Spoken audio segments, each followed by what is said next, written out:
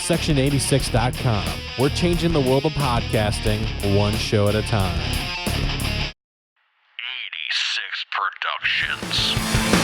Take what you wanna take. Don't leave me here. Lasting leap years ever your fear of the one and only love. Hello and welcome to Off the Mark, the best podcast providing the most in-depth insight and analysis into the world of professional wrestling. On today's show, we have Aaron, Roger, and Doug to join Andrew as we discuss this month's View from the Turnbuckle. So, the biggest news so far, Aaron, is Braun is out for 6 months. But do you think that it's kind of a work now that he's going to be back sooner? I do. I think that the 6 month is a, they're trying to kayfabe it. So that way when he comes back in, like 4 to 6 weeks, that he'll be able to say, oh, he's a monster among men. He, blew through his rehab and was able to come back to take on, Brock Lesnar for the title. Because I think we're all expecting now that SummerSlam's main event is going to be Brock Lesnar versus Braun Strowman, which, as I said in the last show, that's actually a event I want to see. I'm curious how Braun is, because of the way he's been booked. He's been booked very well. I'm curious what WWE is going to do with him against a monster like Brock Lesnar. Is Brock actually going to sell for him, or is he going to dominate him? Braun will be another victim, as Paul Heyman said it this Monday night, for the Beast Incarnate. But yes, this is a work. This is just to give him that extra. I mean, John Cena came back from injuries early, so let's make it sound like Braun's going to come back from injury early. But then you can also still have the excuse of why Braun loses is because he wasn't fully healthy yet. So you can still set up a possible rematch later. Yeah, no, I think the 6 month thing is a total work. I think he is slotted for the main event of SummerSlam. While I think the injury is unfortunate, I don't necessarily know that it's all that bad of a thing because he left kind of at the right time. They say in show business, leave him wanting more. He left right at the time after beating Roman, where I'm going to be excited to see him when he comes back. If he just shows up out of nowhere and flips Roman Reigns off of a truck, off of the stage, I'm going to love it. I'd love it anyway. So it's good for him. I think actually him and Lesnar are going to be interesting. I hope that he has a good showing in that main event, and maybe it causes them to change plans and give that super push that Roman seems to get to Braun and, save us Strowman. And the other big news is that the women's tournament is going to be it's going to be on June 13th and 14th. I'm sorry, July 13th and 14th, and it's going to be known as the Mae Young Classic. Are you excited about this, Roger? I'm excited about the tournament. I'm not excited about the name. I think that if you wanted to name it after somebody legendary, you probably shouldn't have done it after someone who you dragged through the mud pretty much throughout the entire Attitude Era and had her ruin her entire legacy with some really sophomoric skits and giving birth to a hand. I'm not exactly sure that name is prestigious in WWE, even if she does have a legendary career. But ignoring their recent trend of stupid names, tournament should be good. I'm definitely looking forward to seeing the tournament, the women from around the world. And let's hope that we get enough women in there to build up both divisions, because right now those divisions are thin. So they need an influx of talent, and they need it soon. I'm excited for this, too, because the fact that the tournaments that they've been putting on, whether you do the Cruiserweight Classic or even the UK Championship, have been really, really good. So seeing the women wrestling this time, very interested to see how it's going to be, how they turn out, and where they end up going. Calling it the Mae Young Classic, sure, yeah. Like Roger said, she's a legend. She's a Hall of Famer, but they did kind of run her name through the mud through the Attitude Area. So I'm kind of curious what the trophy's going to look like. I was going to make the hand joke there, but Roger mentioned it. Yeah, it's just going to be one giant hand.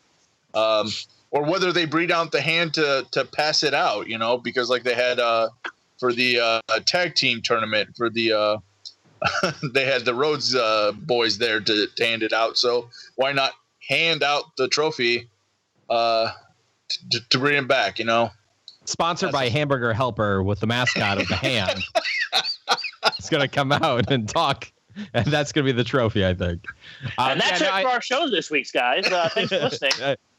And I agree with both your points, so don't want to belabor that too much. I do, though, want to jump straight into the WWE title with what had happened for this past month. We had Backlash for the WWE pay-per-view, which was a SmackDown exclusive. And the biggest news, of course, is Jinder Mahal wins the WWE title. And there's a lot that we can talk about this. So, Andy, why don't you go ahead and lead us off in kind of your thoughts and a little bit about what happened, what transpired that Sunday. As much as I want to start this off, I'd rather hear what Roger has to say.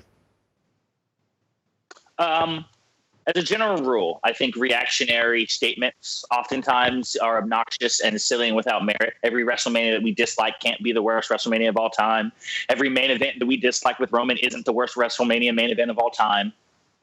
However, of the 50 men who have ever held the WWE Championship, Jinder Mahal is by far the worst to ever lay claim to this championship. This is one of the dumbest decisions I've ever heard of in my life. He was a jobber on Raw. You had him come over and beat Randy Orton, a 13-time world heavyweight champion who kicked out of the Sister Abigail and basically killed any momentum that Bray Wyatt had. He lost to one finisher, not to chair shots, not to a low blow and a finisher, one singular Cobra clutch slam that Billy Gunn couldn't win the Intercontinental Championship with 20 years ago.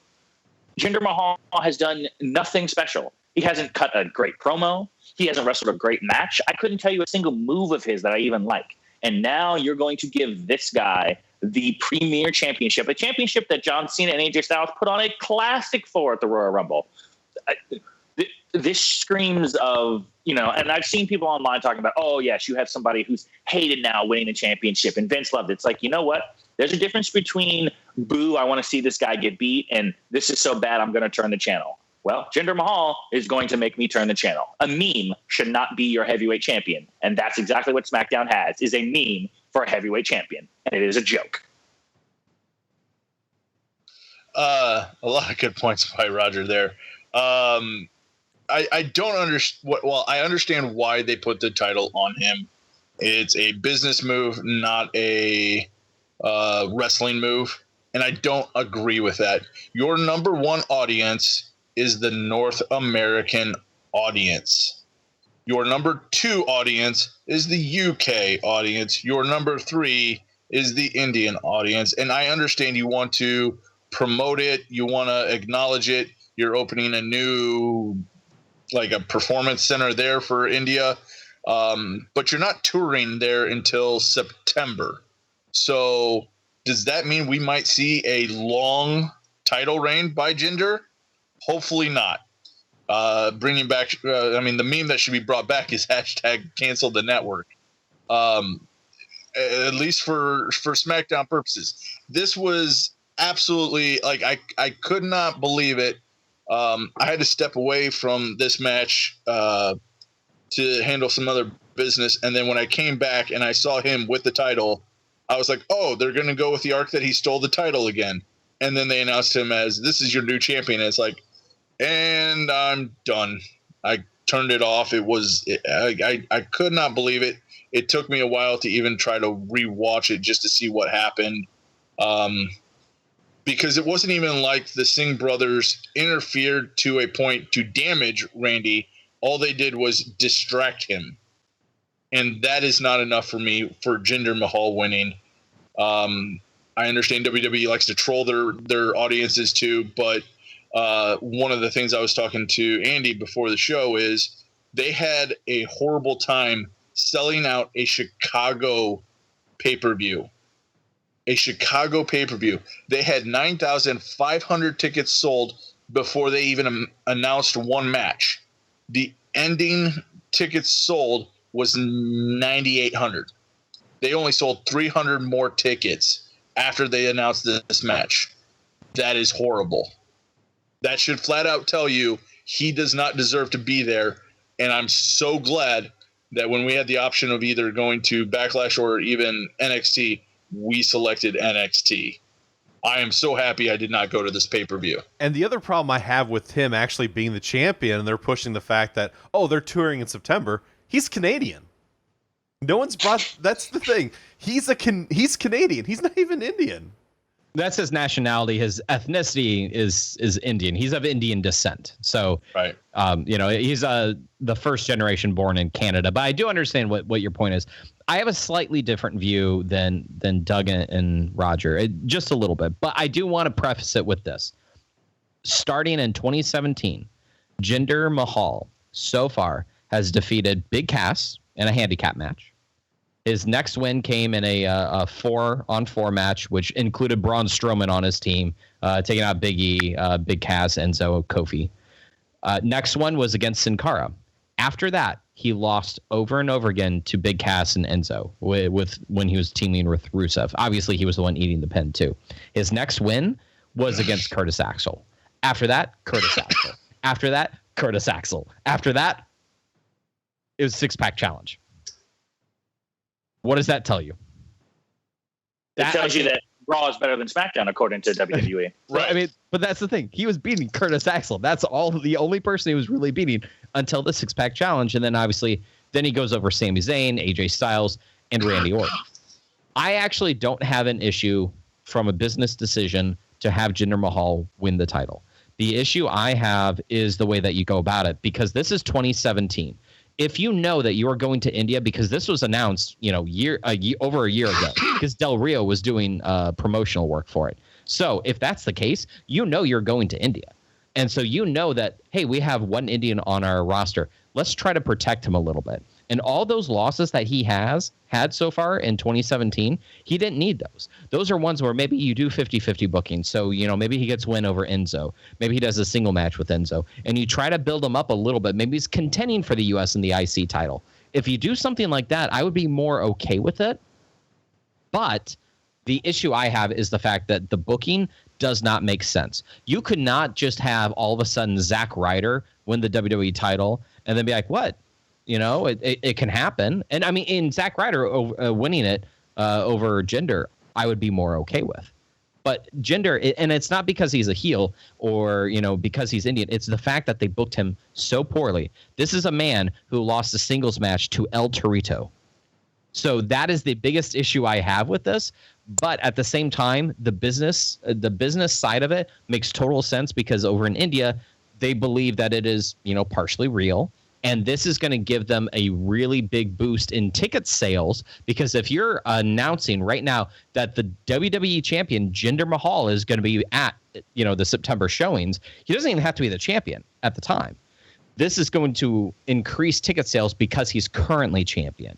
So that's one of the things I think that they're trying to go for. I don't know how long he's going to hold the title for. My guess is he might hold it until September when they are touring. If that's the case, though, I probably would have done this a little bit differently. I probably would have had him, win via DQ or lose via DQ, and then win the title maybe at Money in the Bank or maybe even at SummerSlam. I might have him do it then, where you can try to build him up a little bit more. Because what they've done so far, I'm actually a little disappointed in the way that they've done it. But like I said, I understand from a business point. Yeah, so it turns out that even though Jinder, yes, he did win at a Backlash, he is, Randy Orton said he is going to have him get a rematch at Money in the Bank, so we will see that at Money in the Bank here in a few weeks. I do want to point out one thing about him and being at Money in the Bank. Where's Money in the Bank at? St. Louis. Where's Randy Orton from? St. Louis. St. Louis. Tell you who's winning that match. Yep. So, yeah, he's definitely losing. You never win at your hometown. Everyone knows that. Just ask Bret Hart. Although I have seen Randy Orton win in St. Louis. He beat Sheamus. Okay. And it was a pay-per-view, too. But not for a championship. No, it was the opening match. So another... Aaron, hold on. Before we move on, Aaron, let me ask you something real quick. From a pure talent standpoint, do you believe that Jinder Mahal is worthy of a main event slot? I do, if you book him properly. I think anyone is. Yeah, honestly, even Roman Reigns, even Hulk Hogan, even Sean Stasiak. I don't know why I went for him, but I think that anyone could be worthy of a main event slot if they are booked properly, if they're protected in a specific way, they get enough heel heat or they get enough face cheers. I think that they are worthy of that. And Jinder he's very incredibly average in terms of his promos, in terms of his wrestling ability, but he is very good at getting heel heat, even if it is a very traditional anti-American thing. Is he good at it, or did they just write an anti-American promo? They just write an anti-American promo. Who couldn't have cut that promo and got boos? Like, this is my thing. Nothing about him, and I've said this before, right? It's like an Eric Young thing. What about him stands out that makes him different, other than the fact that he has a good tan? He doesn't really have anything that is if you were rating him in 2K, nothing about him is above a C- level. Other than his steroid-induced look, which I think we can all agree is probably not natural. Like, I'm just curious as to, like, why couldn't he have been the U.S. champion? Why couldn't he be the Intercontinental champion? Why couldn't he be the television champion? Or, like, because absolutely. Champion. And I agree with you. If I were booking this, I would have booked him to win a lot more matches, and I would have had him win the Intercontinental title, and then book it as the Intercontinental champion. Jinder Mahal is going to be in India. I 100% agree with you there. With what WWE decided to do, though, I'm big on lineage. I'm big on, hey, this title is the most prestigious thing in all of wrestling, bigger than NWA, bigger than what WCW was or any other promotion. This is supposed to be the biggest one. And the 50th person to hold the title is Jinder Mahal. I'm at a loss for words on that. That's ridiculous. Mr. Perfect never held this championship. Roddy Piper never held this championship. Jake Roberts, like, I can go on a list of Hall of Fame. Rick Rude never held this championship, but Jinder Mahal has now held this championship. Yep. Well, I guess if Heath Slater, he could actually win it now. I mean, you never know. But anyway, Drew McIntyre's next. True, yeah. So the other thing, one thing that was really positive about the pay-per-view, by the way, on Backlash, is that the tag titles were defended. And honestly, it's not match of the night, but it's close. It was Breezango versus the Usos in a really great comedy match. Doug, what did you think about it? It's exactly what you said. It's a comedy match. They have their place. This was a good place for it. I am more of the sense of a traditional wrestler. I prefer the more technical wrestling matches. I did enjoy this match, but I wouldn't go as far as saying match of the night. It had its moments. It had its spots. The fact that Tyler Breeze flashed as a granny, flashed one of the Usos, and that part was funny. I laughed. But again, I don't watch wrestling necessarily to laugh. I watch it to see athletically gifted people that are, do crazy stunt things and try to tell a story that way. I have a little bit of an issue with the fact that any other time somebody brings a weapon into the ring, aka a mop, the referee is going to grab it and pull it away. This wasn't an Extreme Rules match. This wasn't anything like that. So why was he allowing the mop in the ring this time? He was giving them some leeway, He was allowing them to fight. That's what he was doing. No, because if he would have hit him with the mop, it would have been a disqualification. But he was cleaning the ring. He was providing a public service. So really, he was wearing wrestler safety, right? Want to make sure there's no extra sweat, no potential blood. Like, really, whoever that was, because it wasn't Tyler Breeze, whoever that was really just doing the referee a favor. So it would have been a disqualification if he touched Uso, because that was a outside interference then. Yes. Because Tyler Breeze hadn't made his way to the apron yet. Yeah. Okay, just because I'm not now. Has he been doing the janitor gimmick before with the mop? Just the last week. Because something happened on Takeover that right before the show started, and I'm wondering if it had something to do with that. Because no, I don't think it did. Okay, but I agree with you, and we'll get to that when we get to Takeover, because there were some awesome chants. But yeah, so Roger, what did you think about the match? So it's funny. I agree with Doug philosophically speaking. Like, for the most part, I do not care for comedy matches all that much. I want to watch athletically gifted people do athletically impressive things. Like, that is what the appeal of wrestling is. Having said that, I actually think this was my match of the night. This to me was as good and unexpectedly good as the main event was unexpectedly bad. Because to me, this was finally unlocking what Tyler Breeze is amazing at, which is a silly, Zoolander, hilarious. I mean, I have not laughed at a wrestling spot so hard as when he was in the middle about to get splashed and he just did the ridiculous barrel roll away from him and Uso switched sides and it was back and forth and it was stupid smart comedy, right? It was so lowbrow, but you couldn't help but laugh. And I was like, this is fantastic between the flashing and the ridiculous costumes. And it was like the perfect way to use Breezango. And I was just like, I want to see a Fashion Files to their next Money in the Bank where they investigate how they lost the championship and who was that instead of Tyler Breeze. And I want to see this match again. Like this was entertaining. Like I had no problem with this. Even Usos winning, I thought they won in the right way. They used a double team. They took advantage of the silliness by Breezango. Like this was a NXT tag team quality level match. This is something I could see them doing with the not like I'm not saying like the NXT Survivor Series, but like this is something that you could have replaced the Usos with the Revival and the silliness. The Revival would have played into it perfectly, and you'd have been like, that was a good match. Was it 5 stars? No, but this is a match that didn't offend me in the way the main event offended me, or Rowan and Harper offended me, or the welcoming committee offended me. Like I could watch this on SmackDown every week and be totally fine. This reminded me of New Day and Santino when he was good. Like this is the kind of comedy that you need to have, and it makes it lighthearted. And it was also still good wrestling, which I think is a perfect combination. Yeah, I agree with Roger almost wholeheartedly, especially about the philosophical thing and the comedy aspect of it. The one thing I am kind of curious about, though, is what they're going to do going forward. Because obviously, a lot of times you do have the rematch. You could have it, of course, on the SmackDowns. You may have it at Money in the Bank as well. But there's also the New Day who's being inserted into the mix. So I'm guessing that it'll be the New Day versus the Usos is probably the next route that they're going to go. I almost wonder, though, if they're going to do maybe a triple threat or even a fatal 4-way if you throw American Alpha or potentially another team in there. But one thing I do want to mention, though, is that the Fashion Files skits, the majority of them have been absolutely hilarious. There's a stinker here or there, but some of the stuff in there is just really dumb, smart comedy. When they were over in the UK and he goes, Cheerio. No, I've had breakfast. Like just really got me. I don't know why. Just really got me because it's so stupid. But either way, tag title match was one of the best matches I thought of the night. And I'm not a big comedy guy. I hate Santino. I absolutely hated his comedy. But this, for whatever reason, worked for me.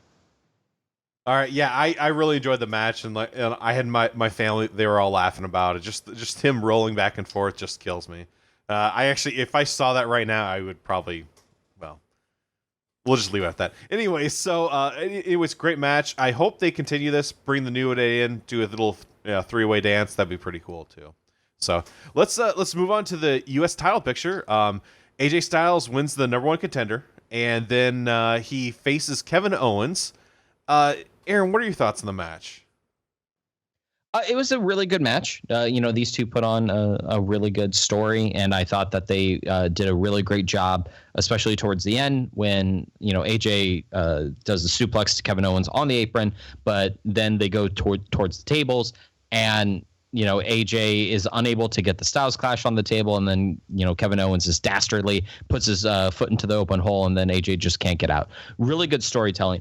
The only thing, and actually this might be a good thing, is that those two are going to be in the Money in the Bank match in a couple of weeks, in 4 weeks' time. And so those two could potentially continue their feud, so to speak, by fighting each other in the Money in the Bank match before having another match at the following pay-per-view, which I believe is SummerSlam for them. I could be incorrect, but I believe after that is SummerSlam. And so they could have July 1 first. And then... Oh, that's right. They'll have a July pay-per-view. So whatever the July pay-per-view is, that's when they will probably have their match. And so it'll feel like a long time, which is something that they've done a very good job with AJ on. His feud with Cena, he had his match at SummerSlam, and they had their final match then at Royal Rumble. So, I mean, right there is a 7-month span or 6-month span for those two to have their match. I mean, that's a pretty good storytelling length that you're going there. And I think it was really smart on WWE's part. If they do it again with AJ and with Kevin Owens now, they could potentially stretch this out till, who knows, maybe their September pay-per-view if they were really smart. So great match, probably my match of the night. And hopefully they are continuing down the right path as it pertains to Kevin Owens and AJ Styles. Yeah, I'll agree. It was match of the night. I mean, there was a lot. It was a lot of smart spots too. The one thing that I keep seeing a lot is that there's sometimes people will do a spot fest, and it doesn't really tell the story. And I felt that these two guys worked really well together, and I almost hope that they continue this even after the Money in the Bank match. But anyways, Doug, what'd you think about it? I agree. This is my match of the night, and it is definitely a setup match. This was fine storyline wise. They didn't give you everything that they have. I would expect a lot more from a KO AJ fight, but I think that's the point of this match right here. It was Backlash. It's a maybe now even downgraded to a D level pay-per-view thanks to the main event, but this wasn't something like you weren't expecting going into Backlash seeing a WrestleMania style match or a SummerSlam style match or a Big Four type match. You expected to see hopefully something good and be, lower your expectations, but be surprised. Kind of like how it was last month or with Payback. I was pleasantly surprised with Payback. This one, I went in with a little bit low expectations, but a little bit higher expectations than Payback because they had, you like I said, you would expect a big match out of KO and AJ. This was the teaser. This is the teaser trailer for something to come later. They didn't give everything, so there's a lot more we can see out of them. It was a great finish in the aspect of it didn't hurt either of them. It doesn't hurt AJ. It doesn't hurt KO. And it leaves the fan wanting more. I disagree with WWE putting this in Chicago because I think Chicago crowd deserves a better graded pay-per-view and better graded matches. But, I guess if you're going to put a bad show on, put it in Chicago so that you're going to have fans to cheer and shout things out. So that was, again, match of the night, but match of the night being when everything else is a failure. A D is the best, I guess. I don't know. I think the phrase you're looking for is a D- is better than an F. Right. I concur wholeheartedly, actually, with what Doug just said. It's actually the reason I don't have this match tonight is that I know that they're capable of much more. And not that this was anything close to a bad match. I don't want to sound like I am trying to pile on this match, but I know what AJ and KO are capable of, and this felt like the teaser, right? Like this is Batman Begins, not the Dark Knight. This wasn't the thing that you've been waiting for to see. I think that's what we get at SummerSlam. So to me personally, and I think actually I would, and we'll talk about this later, I would love to see United States Championship versus, something else. So, good match. I thought it was a very smart win. They showed us a preview of things to come without giving everything away. Quality match, very smart finish. I have no problem with this. I don't think either person came out looking bad for this. It should have been the main event. Other than that, it probably should have been for the WWE title, but enough on that. Quality match, not mad about that. All right, so on SmackDown, they announced who's going to be in the Money in the Bank match. We have Sami Zayn, AJ Styles, Shinsuke Nakamura, Dolph Ziggler, Kevin Owens, and Baron Corbin. So, Doug, who do you think's going to win this match? Let's rephrase this. Doug, since you correctly did it last time, who is going to win this match? I think I kind of called this, or I stated at WrestleMania when they knocked Baron Corbin and Dean Ambrose down to the pre-show match, and then they had Baron lose. Now they have Backlash, and Baron loses to Sami Zayn clean. It was actually a decent match. So I said it back in WrestleMania. I'm going to stick with it now. Baron Corbin is my pick to win Money in the Bank due to the fact that I think he would do he's been doing good promos on Talking Smack.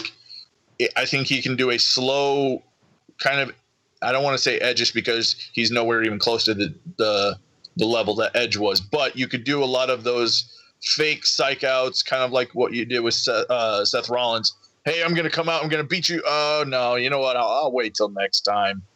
You can do that, and it would be good for Baron to kind of have that kind of a push, for a former Andre the Giant Memorial Battle winner you can do something good for Baron here. And I think he's been eating these losses, which will just set up for a big win at Money in the Bank. Yeah, it's funny. It's almost like the Andre the Morrow Battle Royal winner is supposed to be doing something. Who won it this year? What is he on the card? Oh, no, that's Gronk. right. Gronk's not even in the yeah. Yeah, Gronk's not even in the match. Oddly enough, I agree with Doug. This happens often, but every year I think it's going to be Sami Zayn, and every year I'm wrong, and so I'm just done picking Sami Zayn. Like it's just he's never going to get the push I want him to get. I've just accepted it as a reality, and Sami is always going to be the guy who feels like he's just a little bit away, and he never reaches it. I think AJ and KO have unfinished business for SummerSlam, so I don't think they get it. I think Nakamura is too soon. I think Dolph Ziggler is still Dolph Ziggler. So pretty much by default, I think Baron Corbin gets it, and it makes the most sense. All the points Doug made, they're correct. And the only thing I would be concerned about is that if Corbin wins this, every fake out cash is going to get him massive cheers, because I think that crowd is going to be so disgusted with Mahal as bad as he's about to perform that I would be legitimately cheering if Corbin beats him into the dust. Like if, the Singh brothers cost him a Money in the Bank opportunity or something like that. I mean, if he puts them through tables, the crowd's going to go wild. And I'm not sure that you want to build him, you need to get him heel heat to a point where you make him a monster heel. You don't really want him to be that tweener yet. I think Corbin with an outside chance of maybe Kevin Owens getting a super, super push where he's like the United States champion and the Money in the Bank winner. So like he talks about how not only am I the face of America, but I'm going to be the first man or second guy since Seth Rollins to hold both championships. So I think Corbin right now, 65% chance to win. I actually am I'm going a different route, and partly with what you said there, Roger, is what I agree with, which is Kevin Owens. I think that Kevin Owens is going to win the Money in the Bank briefcase, and the reason why is because holding the U.S. title is going to be nice. He will lose that at some point in time. I think it's going to be very similar to what happened with The Miz, because Miz was holding the U.S. title and the briefcase way back when until he lost it to Daniel Bryan and then cashed in on Randy Orton. And you can do that, and it doesn't hurt him that much. And Kevin Owens has already proven to be in the main event scene where we're okay with him in there. The thing I have with Baron Corbin is I think that his promos, he doesn't have enough charisma, and he doesn't have enough behind him where you think, okay, I believe in that guy right now. Like even on SmackDown this past week when he was talking to Kevin Owens, I didn't believe that he was like, Kevin, can you please shut up? And it's like, wait, what? Like, are you upset with him? I can't tell, sort of thing. And so what I'm thinking is that WWE thinks that Baron Corbin is going to be the next monster heel. But if you have Kevin Owens win, and let's just say, we have Jinder Mahal drop the title to AJ Styles or Randy Orton, and then Kevin Owens cashes in on him immediately, very similar to what they've done in the past. If you do something like that, Kevin Owens is then going to get massive heel heat. And then you can then set up, of course, a lot of other things where Kevin Owens as a heel isn't the type of heel where he will team with you because he's a heel. He's a very lone wolf, no pun intended, lone wolf when it comes to him being a heel. It's just him against the world. So I actually think KO is probably, I'd give him like about a 50% chance right now. There is one more factor that we have to consider is that Jericho could come back and cost him. That too, yeah. So I could very much see a scenario kind of like WrestleMania 24 where MVP was about to win and then Matt Hardy came out. So I could definitely see Jericho running out through the crowd, nail a code breaker, and then disappear again for 2 months, but then Owen just whining about how Jericho cost him, blah, blah, blah, blah, blah. So that's the only reason I didn't really think Owens is going to win, but I definitely agree in the sense that he would fit perfectly for the Money in the Bank because, he could come out and apron bomb you pretty much at any time. Mm-hmm. But the other thing is that, as we've seen in the past, is that they will basically beat you down till you're like almost considered a jobber, and then you'll win the Money in the Bank briefcase, and then you'll cash in. And that's why I have to go with Baron Corbin as well. I mean, Kevin Owens, it would be great if they did that, what Aaron just said. But just seeing the formula WWE goes after every time, I just believe it's going to be Baron Corbin that wins. And I don't think it's actually the writers. I think it's higher ups that are saying, this is what we're going to do. Because Baron Corbin should not have lost clean at all to Sami Zayn. There should have been some tomfoolery should have happened, but it didn't. So, and one more thing, and Ambrose was able to avoid this last year because he cashed in immediately. I can't remember the last time, I guess maybe Seth Rollins would be the exception to this rule, that the Money in the Bank winner didn't just start eating pinfalls left and right. Like the moment you get the briefcase, for some reason, you lose the ability to win any match. Sheamus, I remember, was like a jobber, and he was getting beat every single pay-per-view. And we were like, if he's going to win the title, why is he eating pinfalls everywhere? The same thing, I think, happened before, whoever it was before Seth, maybe Del Rio or Zig. I mean, it was just like The Miz. I remember he was jobbing a lot, even though he had the U.S. title. So it was just like, I don't necessarily know if I want Owens to win the Money in the Bank briefcase because I don't want him to turn into a jobber. Whereas like Corbin, I feel like he's so big that they wouldn't do that to him, right? He's still young and he's the future monster heel. And they're not going to just start turning him into a jobber. So he will still be protected. I was going to say the other thing that a lot of these Money in the Bank winners have in common is that they usually are a mid-card person that is then promoted into the main event status. Nakamura, although new, is main event status. AJ Styles, main event status. Kevin Owens, main event status already. So your real three people that are left are Sami Zayn, Dolph Ziggler, and Baron Corbin. Now, I don't see you give it to Dolph because, well, you've seen what they've treated Dolph like for the last, his whole career. Sami, it doesn't hurt him. It doesn't help him if he wins. And again, I like the idea. I want to see a Kevin Owens with the Money in the Bank because he could do a lot of good things with it. He would be an excellent promo, but he doesn't need the Money in the Bank in order to be that person. He's got one title, so I really just don't see him being that.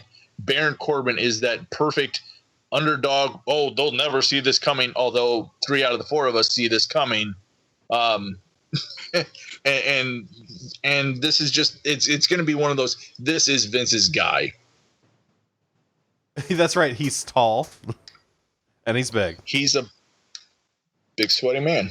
His downside will be his inability to speak, though. Like he needs a manager at this point because he needs Paul Heyman. He needs Paul Heyman. Yeah, his cadence is poor. Like Aaron said, his voice sounds like a child.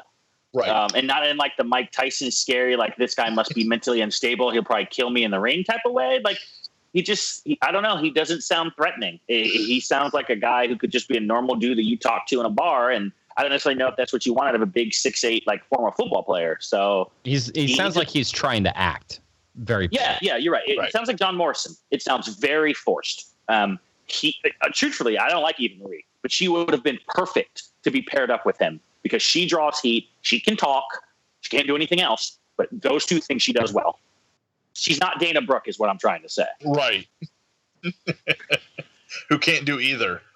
I feel like this is going to be a swerve, though. I think that the signs do point towards Baron Corbin, but I think very similar to a couple years ago when Sheamus won the title, I don't think anyone was expecting Sheamus to win. You know, he went up against it was Roman Reigns and Randy Orton in that match, and I believe that those were the two that everyone was kind of expecting to win back in 2015. Was Orton in that match? Yeah, it was Sheamus, Ziggler, Kane, Neville, Kofi Kingston, Roman Reigns, and Randy Orton. Neville obviously was the one that no one expected to. Probably then Dolph and Kofi were the next, and so it was really Roman Reigns and Randy Orton. Sheamus being the third, probably, but it was those two we were all expecting. I'm thinking maybe they're going to swerve us a little bit, and that's why my guess right now is KO. I do reserve the right to change it before the pay-per-view. I already put it in the pick'ems. All right. So let's thank our sponsor, HostGator. Are you a blogger or podcaster, or are you just not happy with your web hosts? You need to check out HostGator.com. You're going to find web hosting made easy and affordable. HostGator offers unlimited disk space, unlimited bandwidth, one-click script installs with a free sub-builder hands on the best control panel out there. Stop by today and try a free demo to see how easy it is. And if you use a special coupon code OFFTHEMARK, you're going to save 25% off your web hosting packages. So what do you got to lose? Check out HostGator.com and take a bite out of your web hosting costs. Also, make sure you check out Section 86's Off the Mark page and click on the banner at the top to save big on items from WWEshop.com. So our monthly topic is NXT Chicago. Of course, myself and Doug went to the show up in Chicago. We sat, it was section 5, row 2. So we were one away from the front row. And these were great seats, great seats. So, Doug, what did you think about the show overall? I didn't actually have high expectations when I went into this show. It just didn't. The card to me didn't seem the greatest, and I think that was a lot to do with the fact that I thought the main event was going to be Bobby Roode versus Hideo Itami. As we now know, it's not. It wasn't the last match. The tag titles were. So I was a little surprised by that, but I kind of thought that would be a good send off maybe for DIY to come up to the main roster or something like that. So it made sense when the whole show was done and over with. But I try to base everything off of what the main event is. What do you leave? What is your last impression of the show? And the actual main event, the tag title match, was a great match. And Bobby Roode versus Hideo Itami was a lot better than I thought. You do have a potential match of the year at this event with Pete Dunne and Tyler Bate. It outshined everything that I expected. Each match was better than I thought it would be. And it had just an overall good feel about it. Roderick Strong beating Eric Young and taking out Sanity, I thought it was a little bit because how long did it take the Perfect 10 to do it? And now all of a sudden he does it in his first try. So I thought a little behind that. But at the same time, decent match, good opening show. The women's match was good too. I thought that one kind of ended abruptly. I don't know if there was something behind that, if that was a time-saving thing, or if there was a possible injury. That was one of the things I was kind of concerned about. But it seems like everybody came out of that one okay. But it just seemed like it's going to go on for at least a little bit longer, and then all of a sudden it's over. It's that's it kind of seemed surprise. like they didn't gel very well, the three of them. It's almost like you needed another person in there. And yeah, I agree with that too. And one thing also to point out, Ruby Riott, her mother pointed out that she was her mother the entire time, because when she was there, that's my girl. She even got up on the guardrail yelling that. So she was, it was hilarious. Very loud throughout the entire match. I haven't watched that match to see what picked up, but one thing to point out also, even the people in front of us said something. They with the Pete Dunne and Tyler Bate match, they said it was like that was one of the best matches they've seen, and that's coming from a Mark opposed to a Smark watching it, and we're like, that might be match of the year. There's only one other match that I think has a contendership with it. So we saw it live, and Roger, what'd you think about when you saw it on TV? Yeah, I mean, wow. I had medium expectations for the entire card, and this wasn't TakeOver Dallas, but this was really, really good. This reminded me of that kind of run, I want to say in 2015, where every TakeOver was just money. Where Sasha and Bayley were tearing it up, where Owens and Finn were tearing it up, and Sammy. I mean, it was just where you just knew that every takeover was going to be special. This was, I think, the night that Bobby Roode finally arrived in NXT. I think he's figured out the formula he wants to work. I think this is Hideo Itami's best match in NXT. I think this is Roode's second best title defense. I think his Ono one was a little bit better on the random NXT. Obviously, a DIY goes without saying. They're absolutely fantastic in pretty much every match they do. But man, that UK title match. I mean. When it is done, I was like, I think that was the match of the year. Like, I hadn't seen Cena Styles recently. I probably should watch it again before I make a fair comparison. But, I mean, that match just was so... And the thing I loved about it, and this reminds me of Aaron's classic rant from last year, this wasn't finisher spam. This was good, quality wrestling with moves that I didn't expect. Like, when Bate jumped and hit that shooting star press, I was like, I didn't even know this dude could do that because he's so strong and doesn't look like Neville where you was expecting to do that. I mean, that match was as good as, I don't care what Meltzer says, it was as good as Okada Omega, and it was just as good as Styles Cena. Like, when we do our year-end reviews, like, this is going to be in the discussion, and I had no problem with it. It's a good show. I mean, only thing I think that I would bother me about this show is that I just have trust issues now. Like, I just legitimately don't feel comfortable around people I consider best friends, because between Owens and Jericho and then what Tommaso did, I'm just like, I was looking at Aaron with side eye the whole backlash. I was like, nah, man, I'm not having you like throw me through a barbershop window. Like, I just don't trust it anymore. I don't. I had a briefcase next to me. Just want to point that out. Yeah, I know. You probably had a steel chair. Like, honestly, I should have worn a vest because you were probably going to dismember I was probably about to get kicked out. Like, you see what I'm saying? No trust issues. Aaron was going to cash in on Roger that night. Oh, man. Oh, Yeah, I man. mean, the UK match, I mean, I 100% agree with everything that you guys said.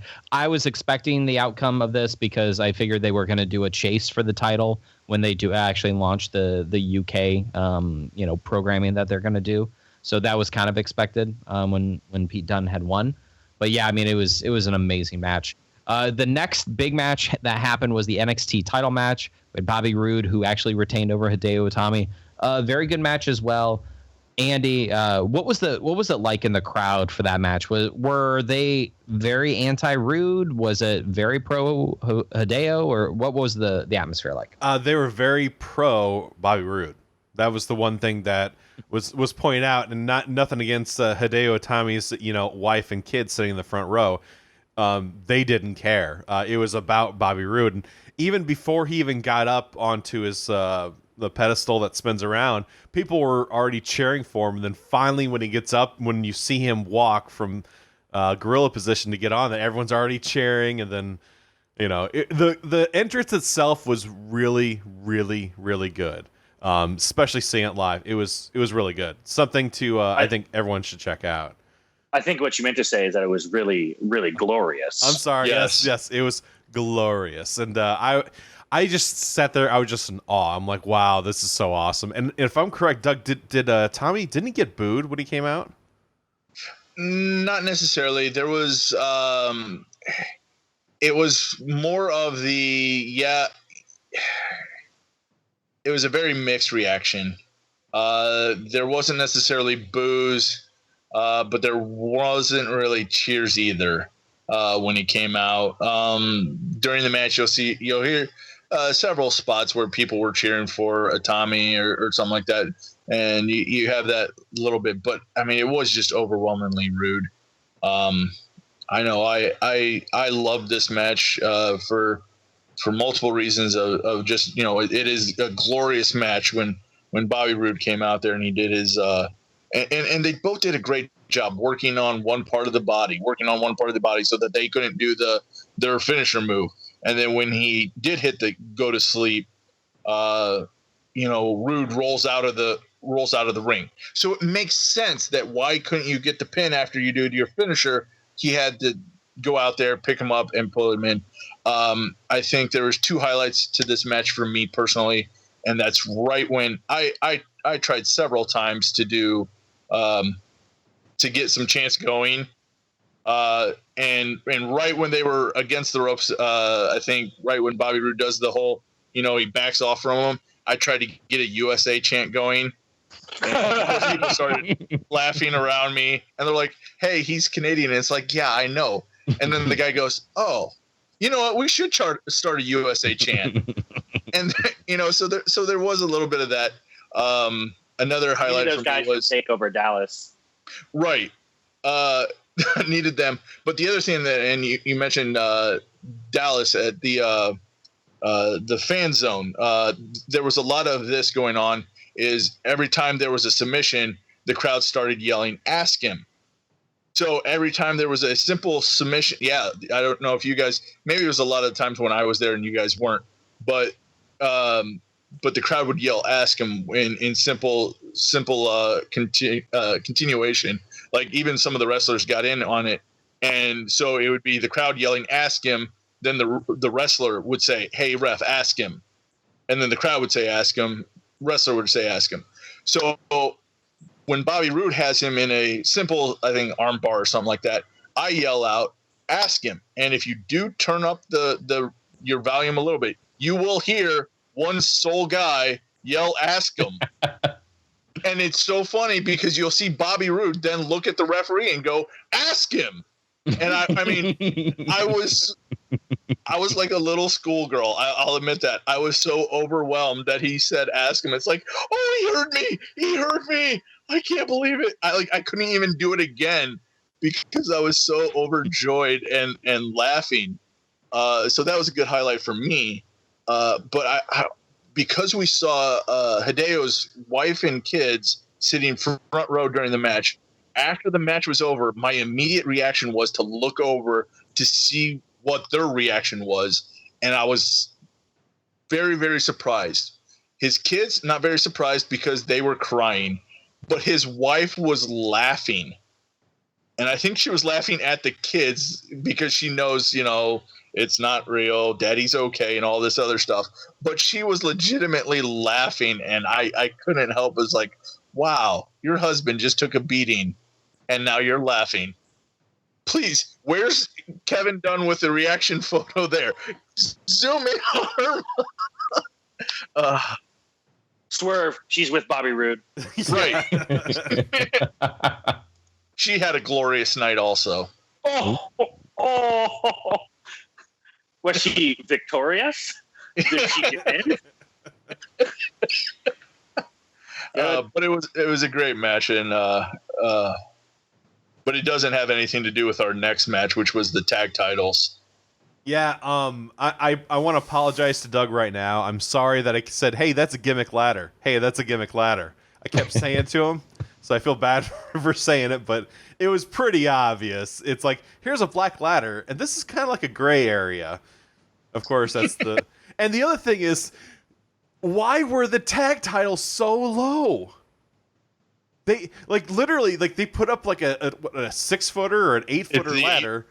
And 8-foot ladder. The 8-foot ladder was almost the belts were almost touching it. It didn't make sense. Well, I can tell you why it was so low, because the spots that they want, like the closing spot with the super collider, wouldn't have worked if the belts were another 3 feet up, because then Gargano and Ciampa would have been hanging too high.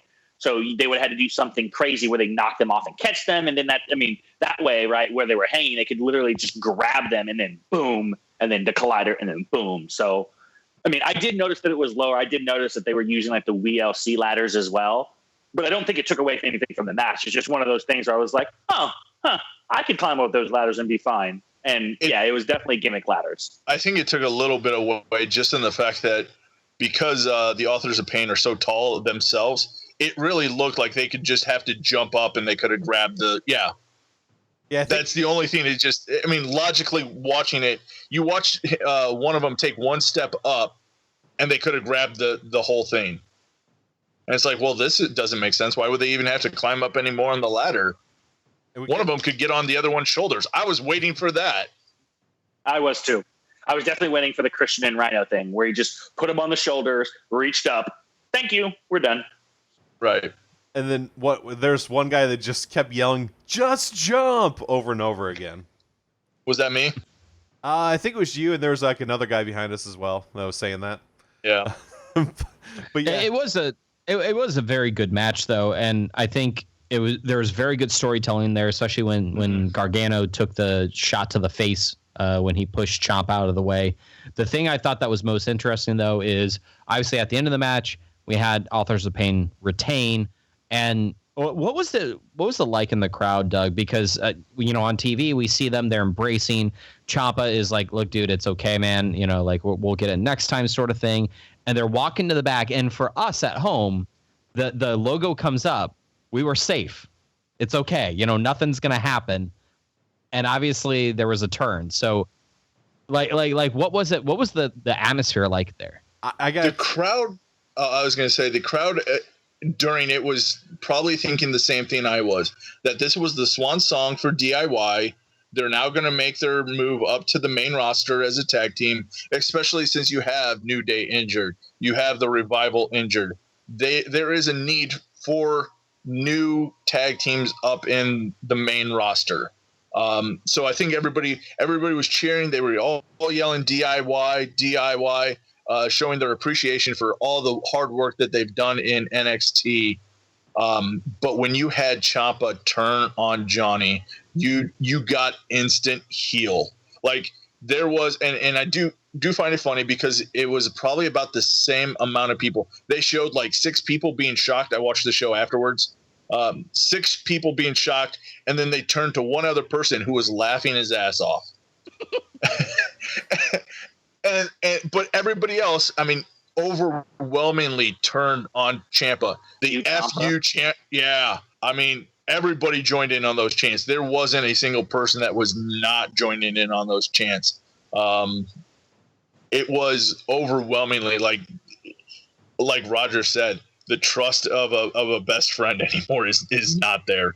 You just especially that spot, like you said, where Johnny took the ladder shot for Ciampa. You just think back to all the things that they did and all the tag team things that they did and how they've been together and everything, and just absolutely rip up everything. It was amazing. It was and WWE did it right, because Ciampa didn't just throw him into the screen, or whatever you want to call it, the pixelated thing. He didn't just knee him. He then took him onto the announcer's table, jumped off the announcer's table to a lower 2 tables, and put him through those. And I mean, legitimately, you thought that Johnny was done. Very, very, very, very sad to see. And I'm kind of curious. I was because we sat by a lot of wrestlers' families and like production people's families and trainers' families. I looked over, and there was this one lady. I kind of want to look it up. I'm not 100% certain, but I'm thinking it was Gargano's wife. Yes. Was it Candice? Yes. Candice LeRae? She had the white hair, by the way, Doug. Yeah. Yeah, that was her. that one. Yeah, because they filmed her also to get a crowd reaction, and this was well after the whole show was over. They pointed, I think, the camera at me, and I kind of just looked at them like they were an idiot, because I was kind of along with the guys with too that was laughing, so I had a smile on my face a little bit, because this made me happy as a storyline purpose. Like, this surprised me. Never saw it coming, and I love that kind of surprise. Something I never expected. So in the aspect of, wow, they surprised me, this is great. They normally don't. I usually can see some kind of angles. I might not be able to predict all the matches because they have some tomfoolery or whatever. But overall, you can see why they did it and everything like this. I do not understand why they broke them up, but I'm very interested to see what happens in the future. The other thing to point out, and this is something that I noticed, because I was like, is this the end of the show? Is this the end of the show? I look up, and at the scoreboard in the center, they actually had the the NXT logo on the screen, and then it went to just the plain, like the regular NXT logo. So I'm like, oh, so it's off. They actually swerved us there, because I saw some people leaving, and then all of a sudden, that's when it happens. So the good swerve by WWE on their part. And also, we should have realized, why were there 2 red tables sitting there doing nothing? I never saw them there. Oh, when we came in, I noticed it. I was like, that's weird. And I thought that there were steps going up to the stage, but then I was like, what? Didn't think anything of it until after the fact. You're like, ugh, gosh darn it. But to Doug's point, actually, I never saw this coming, because when they lost at Brooklyn and Johnny tapped out, I kind of thought Ciampa might turn on him there, because it was kind of Johnny's fault. He had taken the submission, and like, I could have seen Ciampa in frustration, like clotheslining him in and like snapping and being like, we can't win the title, we can't get over the hump. This I just legitimately did not see coming. Like, you knew the Shield had to end. So sooner or later, it was either Ambrose or Rollins who was going to turn. You knew that sooner or later, Owens and Jericho were going to go into their program, because we knew Jericho was leaving. So like, even though I hated the fact that we were done with Y2JKO, like, okay, I thought DIY had getting their swan song. I thought they were going to show up on SmackDown or Raw the next night. Like, and like Aaron said, we were safe. The logo came up. The team was good. Like, I literally, we were texting and I was turning away, and then all of a sudden I just see Ciampa grab me by the back of the head, and I'm just like, are you kidding me? Like, I don't know. Doug said it best. I didn't see it coming. I'm not even sure I'm really happy about it, but I'm really interested to see what they do going forward. One note is that, as good as they are separately, I don't think on the main roster they will succeed, because just the way they book smaller guys, which means they're going to get pigeonholed into the cruiserweight division, or worse, they're going to be lower card on the main show, which means they're going to have to somehow find a way to reunite. Their only chance for success in the main roster is as DIY. They just won't get the push without it. And it sucks, because they're both very talented. But yeah, I definitely agree with that. I think that, and I actually think it might have been better if they would have came up as a team. This will help them out in NXT, and if the plan is to keep them in NXT for the next year or so, then I think it's probably the smart move.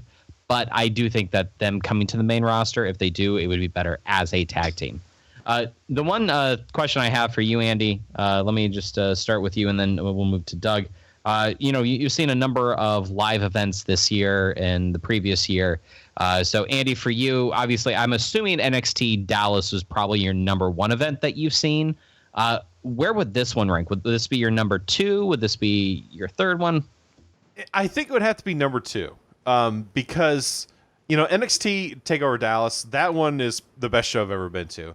I have this thing. We went to a Thunder in Peoria a long time ago, and that show was really good too. And of course we went to the WCW. I think it was Spring Stampede, that pay-per-view. But that one sucked. So I don't even know why that's on the list. But anyways, I will say that of the shows I've seen, especially recently, that's number two. It can't be number one because, realistically, Takeover Dallas, the one problem match that they had was Aries versus Corbin. Whatever. But other than that, the other matches were great, and you were just stuck to your seats the entire time. This one was... this surprised me more because I thought it was going to suck. And I want not suck, but I thought there would be like one or two good matches, and I thought that was it. But surprisingly, it was one of the better, probably the second best show I've ever seen. So I'm really happy. And Doug, for you, I know that you've been to a number of key matches too, key pay-per-views. Where would this rank for you? As an overall show, this is very, very high. I will not say. NXT Dallas was wonderful. WrestleMania was definitely an experience. It's the best way I can kind of say that one.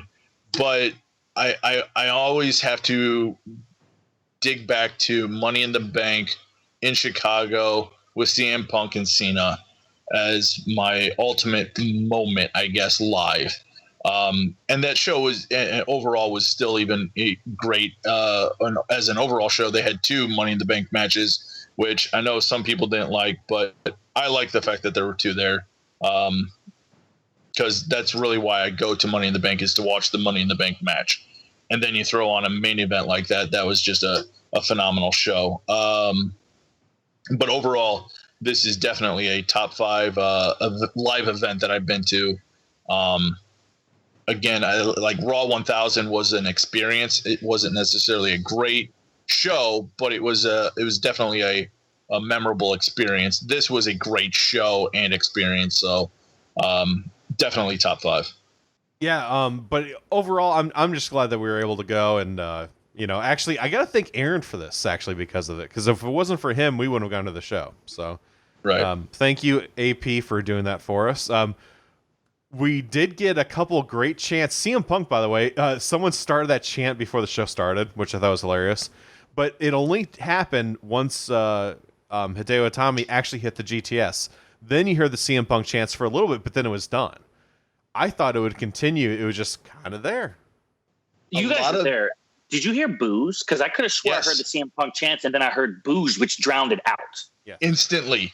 Anytime somebody tried to start a CM Punk chant, there were a lot of boos, which is why you might even hear a lot of boos when Itami came out, because people were starting to try to do a CM Punk chant, and instantly, like, the rest of the crowd turned on him, which I am very happy to see nowadays. And I think even CM Punk, he said at the last two C2E2s, somebody's mentioned, hey, it was something about wrestling. He's like, I'm done with wrestling. I don't appreciate, appreciate the wrestlers that are there. I'm not there. I don't need my name chanted anymore. I know I have fans. Let them talk to me. Don't need to be breeding them up during wrestling things. So I'm very happy that people, especially in Chicago, are even booing the CM Punk chants. A lot of the chants and it was a rowdy crowd. It was that rowdy Chicago crowd. You can definitely hear them. And there were still some fun chants, but everybody was into every match. And that's one of the things that made this whole pay-per-view great. What a lot of people did not see was one of the best chants of the night. Yes. Andy, do you want to explain So the best chant of the night? Well, if you've never been to a WWE live event, they always have a guy who comes out and he'll sweep in the ring. And the crowd was already pumped because they just saw Drew Galloway. You mean Tyler Breeze? Huh? No, it wasn't Tyler Breeze. Oh, okay. Yeah, it was Drew Galloway. Yeah, so he wrestled, and he wrestled Kurt Hawkins, and the crowd, and the crowd was still, pretty pumped and stuff, and this guy was sweeping, and he was the only one in there, so someone started yelling, "Sweep, sweep, sweep, sweep, sweep," and like he just kept sweeping and stuff, and he was laughing in the ring, and I wish they had that on camera the entire time, because the sweep was one of the funniest things.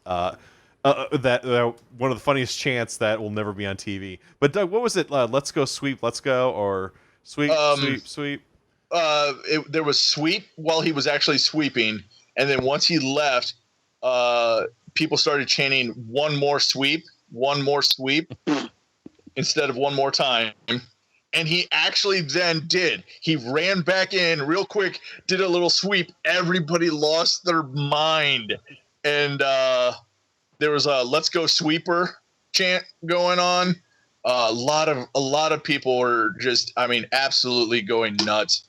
And the guy was blushing. He was kind of a palish whitish, but he was absolutely red. If you looked at him not while he was sweeping, but while he was outside, he was like, you made that guy's night and life. That's probably one night he will never forget. He was more over than Roman Reigns has ever been. Right. And then the UK chants are really good. I like that. And then the best one was I can't remember the guys what they're calling them, Velvet something. Ego. Oh, or no, the new, and you guys will see this on Wednesday when NXT shows.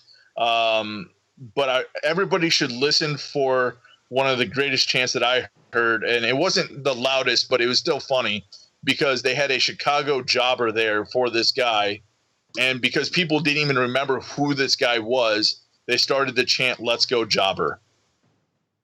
Yep. I hope that makes TV because that was just awesome. So Right. WWE will not have it on there, of course, but oh well. It happens. So overall, I will say it was a great experience, great show, and I know you guys watched it on the network, so it sounds like you guys liked it as well. So, do you have any last thoughts on that, Aaron or Roger? Jinder freaking Mahal. We were ending on such a good note with NXT. Why did you have to bring that back? Because I'm a very bitter man. I feel hindered. That's how I feel. You feel hindered. Wait, did you just assume my gender? All right, so that's all the time we have for this month's show. If you're into the Twitter, you can follow the show at OffTheMark86. I want to thank 86 Productions for hosting and editing the podcast, and I want to thank all of our listeners for taking the time to download and listen to the show. And for Roger Cave, Doug Hahn, and Aaron Hughes, I'm Andrew Hughes, and until next time, we'll see you in the ring.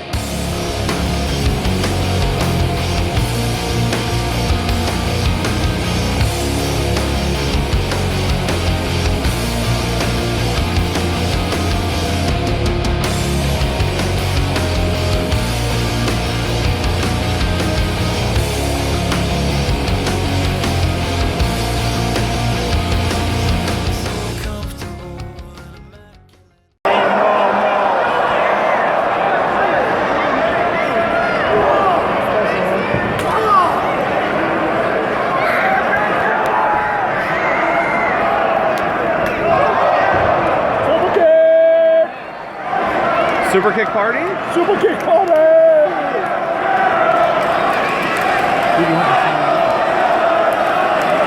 It's going to be a backdrop.